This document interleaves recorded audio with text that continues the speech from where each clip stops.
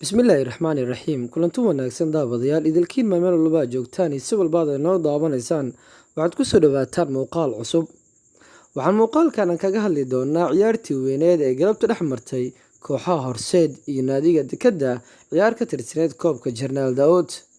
Dekeddii Horseed ayaa ku hardamay garoonka Injineer Yariso Stadium ciyaar qayb ka ah tartanka Jarnaal Daawud.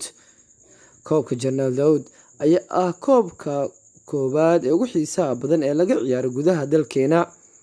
Labadani kooxood ayaa galabta ku wada ciyaaray garoonka Injineer Yariso Stadium ee dhaca degmada Cabdicasiis ciyaar xiiso badan. Waxaa u soo taabasho tagay taageerayaal fara badan oo aad u daawanaya kulankan weyn. Qaybtii koowaad ee ciyaarta 45 daqiiqo waxay ku soo ilaatay 1 gool iyo 1 gool.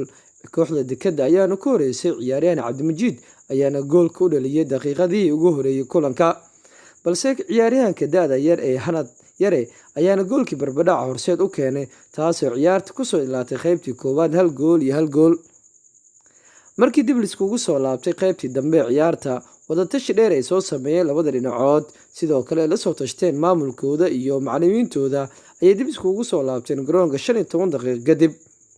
Markii dib iskugu soo laabtay qaybtii dambe ciyaaryahankii la yaabka ku soo dhigay xulka waaweyn Zambia, xulka Tanzania, Uganda iyo South Sudan Farxaan Duqow ayaa gool u dhaliyay kooxda Horseed Caabi maalin ciyaarta ayuu ka dhigay 2 gool iyo 1 gool.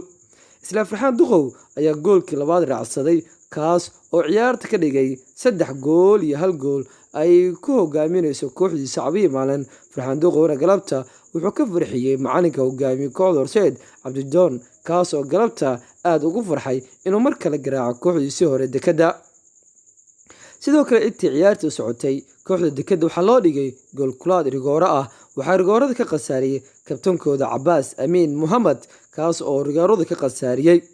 Tani waxay ka dhigan tahay in kooxda Dekedda ay macsalaamay doonto tartanka xiisaha badan koobka Jarnaal Daawud iyadoo ay haysato horyaalka Soomaaliya Premier League waxayna ku hari doontaa heerka guruubyada waxayna gacmaheeda ku baxeen kooxda Horseed oo galabta ugu adkaatay 3 gool iyo 1 gool inkastoo kulanka horena loogu soo adkaaday 1 gool eber. MCC ayaana ka soo adkaatay galabtana guuldaro ayay kala kulmeen kooxda hogaamiye Cabdijoon ee Horseed.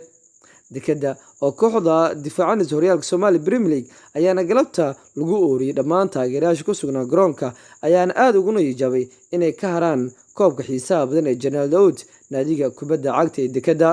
ugu dambeyn ciyaarta ayaa ku soo ilaatay 3 gool iyo 2 gool 3 gool iyo 1 gool aan raadey ay guush ku raacday kooxda kubadda cagta Caabi maalin Horseed.